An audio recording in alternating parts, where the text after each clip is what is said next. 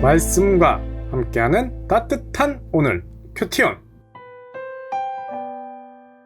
구름이 회막에 덮이고 여호와의 영광이 성막에 충만하매 모세가 회막에 들어갈 수 없었으니 이는 구름이 회막 위에 덮이고 여호와의 영광이 성막에 충만함이었으며 구름이 성막 위에서 떠오를 때에는 이스라엘 자손이 그 모든 행진하는 길에 앞으로 나아갔고 구름이 떠오르지 않을 때에는 떠오르는 날까지 나아가지 아니하였으며 낮에는 여호와의 구름이 성막 위에 있고 밤에는 불이 그 구름 가운데에 있음을 이스라엘의 온 족속이 그 모든 행진하는 길에서 그들의 눈으로 보았더라. 아멘. 7월 19일 월요일 큐티온으로 나아오신 여러분을 환영합니다. 함께 기도하심으로 시작하겠습니다. 사랑이 많으신 하나님, 오늘도 새로운 한 주를 시작하게 하시고 말씀 앞으로 나아오게 하심을 감사합니다.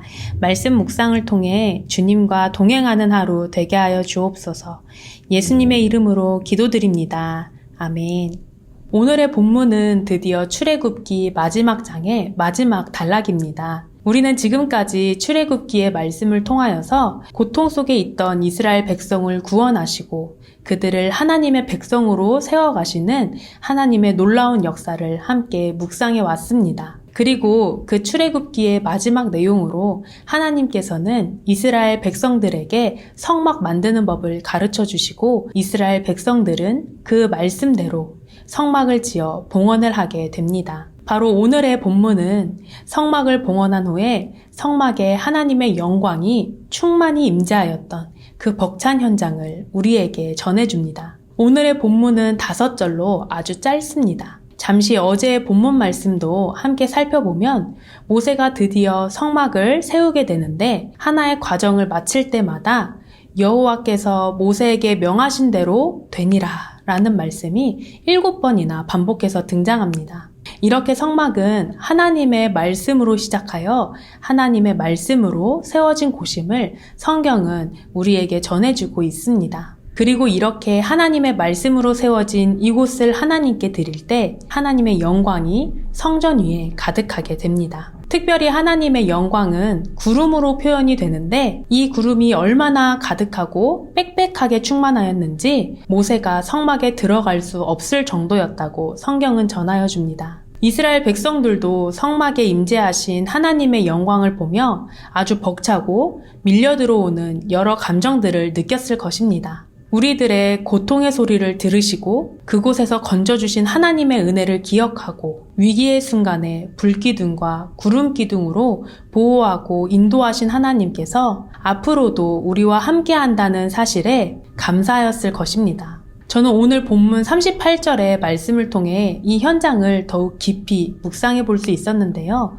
함께 말씀을 살펴보겠습니다. 낮에는 여호와의 구름이 성막 위에 있고 밤에는 불이 그 구름 가운데 있고 밤에는 불이 그 구름 가운데 있음을 이스라엘의 온 족속이 그 모든 행진하는 길에서 그들의 눈으로 보았더라.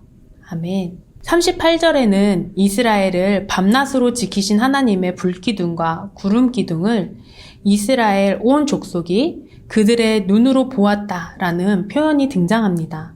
저는 오늘의 짧은 본문을 묵상하며 이 말씀이 마음에 많이 머물렀습니다. 마치 하나님께서 저에게 나의 삶의 모든 순간 내 눈으로 하나님을 볼 수 있도록 함께 하셨다고 말씀하시는 듯 했습니다. 때로는 하나님이 멀게 느껴지고 내 곁에 계시지 않는 것처럼 느껴지는 때가 있을 것입니다. 하지만 내가 눈을 들기만 하면 하나님은 밤이고 낮이고 나의 삶에 선명하게 임재하고 계심을 오늘의 말씀을 통하여서 다시 한번 깨달을 수 있었습니다. 또한 하나님의 임재를 나타내는 구름의 움직임을 따라 이스라엘 백성이 그 걸음을 정하였다는 모습을 통해 하나님의 백성된 나의 삶 또한 하나님의 구름을 살피며 걸음을 나아가고 있는지 돌아보게 되었습니다.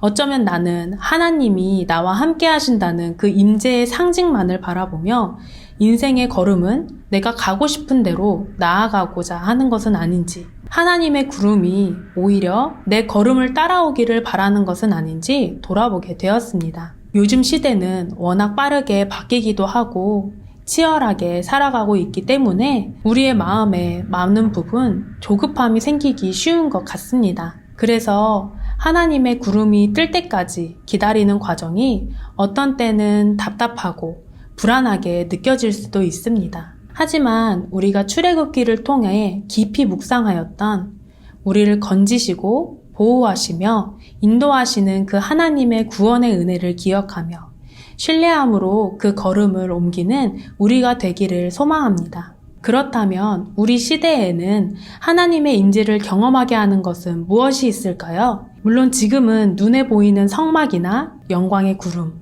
불기둥은 있지 않지만 여전히 우리들에게 하나님의 임재를 경험하게 하는 것이 있습니다. 저는 말씀을 묵상하며 그것은 바로 하나님의 말씀이라는 생각이 들었습니다. 어느 때나 나와 함께 하시고 나를 보호하시고 나의 걸음을 인도하시는 하나님의 사랑이 말씀을 통해 오늘 나의 삶에도 역사하고 있기 때문입니다. 오늘의 묵상 질문입니다. 오늘 하루 그동안 출애굽기를 통하여 주셨던 은혜를 돌아보며 내가 날마다 하나님의 구원의 은혜를 기억하며 살아가고 있는지, 그리고 하나님의 말씀을 의지하여 인생의 걸음을 나아가고 있는지 돌아보았으면 좋겠습니다. 오늘 묵상을 돕는 찬양은 내 눈 주의 영광을 보네입니다. 묵상의 시간을 통해 내 삶에 충만하고 빽빽하게 임재하시는 그 하나님의 영광을 경험하며 하나님의 사랑에 또 구원의 은혜에 감격하는 하루를 보내길 축복합니다. 함께 기도하겠습니다.